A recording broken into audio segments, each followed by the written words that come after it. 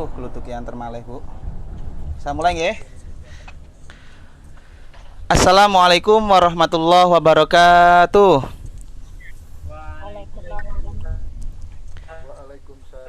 warahmatullahi wabarakatuh. Alhamdulillahirabbil alamin. Apa kabar semuanya, anak-anak?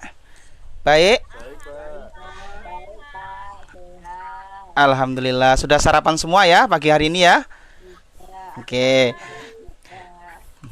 Sarapan kalau mau berangkat sekolah biar semangat, biar nggak ngantuk di sekolah ya.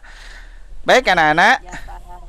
Alhamdulillah di pagi hari ini kita masih berjumpa kembali dalam pembelajaran fikih bersama Pak Vijay dalam materi masih di kurban, yaitu di pertemuan kedua ini kita belajar tentang dasar hukum dan ketentuan kurban.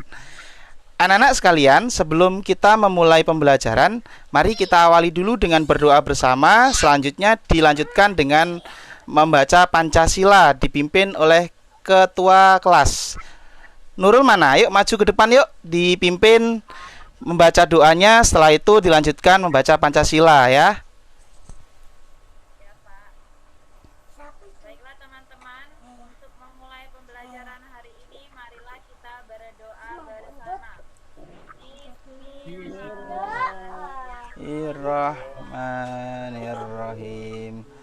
Raditu billahi rabba wa bil islami dina wa bil muhammadin nabiyya wa rasula wa bizidni ilma warzuqni fahma amin ya rabbal alamin. Alhamdulillah. Dilanjutkan Pancasila, ketuanya dulu yang baca, diikuti teman-temannya satu kelas. Silahkan. Pancasila. Pancasila. Satu, ketuhanan yang Maha Esa. Satu, ketuhanan yang Maha Esa. Dua, kemanusiaan yang adil dan beradab. Dua, kemanusiaan yang adil dan beradab. Tiga, persatuan Indonesia. Tiga, persatuan Indonesia. Empat, kerakyatan yang dipimpin oleh kebijaksanaan dalam permusyawaratan perwakilan. Empat, kerakyatan yang dipimpin oleh hikmat kebijaksanaan dalam permusyawaratan perwakilan. Lima, keadilan sosial bagi seluruh rakyat Indonesia. 5. Keadilan sosial bagi seluruh rakyat Indonesia. Alhamdulillah, terima kasih Ketua. Silahkan kembali ke tempat duduknya. Nah, Alhamdulillah sudah membaca doa dan Pancasila. Tadi Pak Vijay dengar ada yang baca Pancasila masih salah ini. Fauji masih salah ya. Belajar lagi Pancasilanya ya. Berikutnya, anak-anak, berikutnya sebelum kita lanjutkan pembelajaran, mari Pak Vijay absen dulu ya. Asmuni ada? Asmuni masuk. Mukhawifil. Fauzi. Nurul Hikmah. Hadir, Pak. Nuraini. Masruaini. Hadir Pak. Astuti. Junaidi. Amiratul Balkis. Hadir, Pak. Lailatul Hasanah. Hadir, Pak. Nah, masuk semua nggih? Ya Pak. Alhamdulillahirabbil alamin. Anak-anak sekalian, kita lanjutkan ke materi. Masih ingat nggak kalian kemarin pembelajaran yang pertemuan pertama kemarin tentang kurban? Kita belajar apa saja? Kita kemarin belajar sejarah tentang kurban, pengertian tentang kurban, dan juga belajar tentang waktu kurban. Masih ingat nggak waktu kurban, waktu pelaksanaan kurban itu kapan? Coba Owif, kapan Wif? 10 Dzulhijjah Pak. Hari Raya Idul Adha Pak. Hari Raya Kurban. Alhamdulillah pinter. Tepatnya pada hari raya Idul Adha. Tanggal berapa? 10 Pak. 10 Dzulhijjah. Tanggal 10 Dzulhijjah. Nah, selain tanggal 10 Dzulhijjah, tanggal berapa lagi hari raya kurban itu dilaksanakan?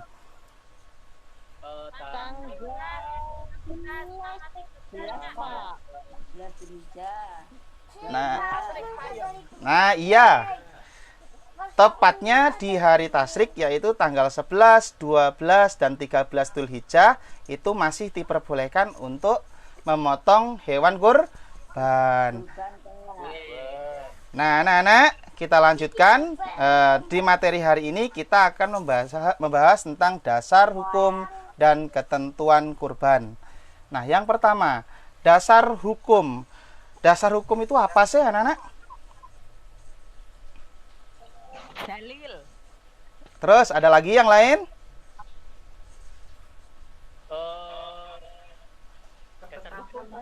Ada lain? Junaidi mungkin bisa? Ketetapan, Pak. Nah, dasar hukum itu adalah ketetapan atau perintah Allah yang didasarkan dari Al-Quran dan hadis.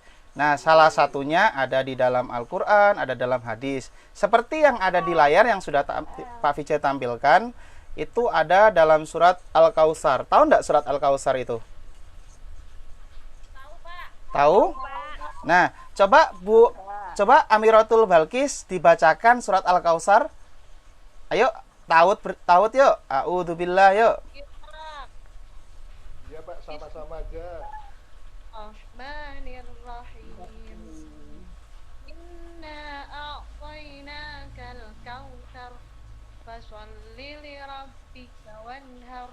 Inna syani'aka huwal abtar. Sampun, Pak. Alhamdulillah. Nah, itu tadi bacaan dari surat Al-Kautsar. Seperti yang ada di layar, bahwasanya ada penggalan dari ayat surat Al-Kautsar, yaitu di ayat berapa itu? Di ayat kedua. Nah, yaitu fasholli li rabbika wanhar, maka laksanakanlah sholat karena Tuhanmu dan berkurbanlah sebagai ibadah dan mendekatkan diri kepada Allah Subhanahu wa ta'ala. Nah, itu adalah dasar hukum yang pertama tentang kurban. Berikutnya, selain Al-Quran, ada juga dari hadis, anak-anak. Nah, yaitu dari hadis riwayat Ahmad. Ada yang bisa membacakan enggak hadisnya ini atau mau baca bersama-sama? Nggak kelihatan Pak. Enggak kelihatan. Oke, dituntun Pak Vijay ya. Dituntun Pak Vijay. Ayo. Bismillah bersama-sama. Bismillahirrahmanirrahim. An Abi Hurairah taqala. An Abi Hurairah taqala. Qala Rasulullahi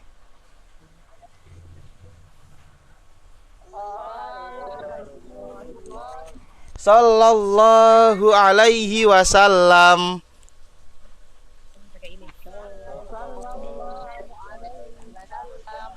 Wa man wajada sa'atun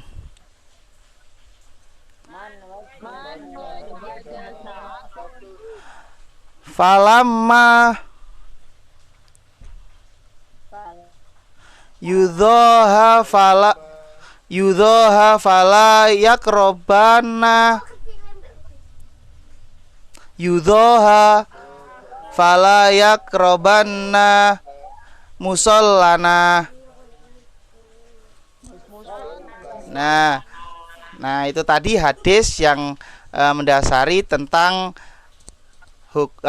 berkurban, anak-anak. Berikutnya kita lanjutkan di ketentuan ibadah kurban. Anak-anak tahu enggak ibadah kurban ini hukumnya apa? Ada yang tahu hukumnya berkurban itu apa? Apa hukumnya? Wajib, benar? Sunnah apa wajib? Coba yang menjawab wajib yang mana? Yang jawab wajib ngacung? Nah, yang menjawab wajib itu berarti salah. Yang benar adalah sunnah muakkad. Menurut para ulama, hukum berkorban itu adalah sunnah muakkad. Namun hukum kurban tadi bisa menjadi wajib anak-anak, yaitu yang pertama apabila seseorang tadi itu bernazar. Nah, bernazar itu berarti apa? Janji ya. Janji kepada siapa? Janji kepada Allah. Nah, berikutnya yang kedua, jika ia telah mengatakan ketika membeli hewan tersebut bahwasanya hewan tersebut nanti akan digunakan sebagai kurban. Nah, itu maka hukumnya hewan tersebut harus dijadikan sebagai hewan kurban nantinya. Itu yang menjadikan hukum kurban tadi menjadi wajib. Tapi pada dasarnya hukum kurban itu adalah sunnah muakkad. Nah, berikutnya anak-anak, umur hewan kurban. Nah, ini yang pertama yang di atas ini. Nah, ada gambar putih-putih itu apa itu? Hewan apa itu? Ada tanduknya itu. Hewan kambing, embek. Nah, hewan kambing ini kalau dibuat untuk kurban itu harus usianya 1 hingga 2 tahun. Ya, jadi intinya giginya itu sudah berganti. Berikutnya yang kedua. Nah, ini ada lagi hampir sama kayak embek tapi warnanya merah. Apa? Kalau yang di atas tadi namanya kambing ya. Kalau yang di bawah yang di atas tadi namanya domba. Kalau yang di bawah ini namanya kambing. Nah, kalau iya. Hampir sama, cuman beda warnanya ya. Nah, ini kalau kambing ini di usia 2 sampai 3 tahun atau sudah berganti giginya. Nah, berikutnya ini yang agak besar-besar ini, 2 ini. Ada gambar apa ini, dua-dua ini? Ada gambar sapi dan ada gambar kerbau. Nah, bukan banteng, itu kerbau. Nah, itu kerbau. Kerbau itu atau sapi itu bisa dibuat kurban apabila dia sudah masuk umur 2 tahun lebih atau sudah hampir 3 tahun. Nah, berikutnya ini ada yang lehernya, ada yang punuknya tinggi nih. Apa ini namanya? Unta. Nah, unta ini bisa dibuat kurban apabila usianya sudah 5 tahun atau sudah masuk umur 6 tahun. Ada yang ditanyakan anak-anak? Sebelum Pak Vijay lanjutkan?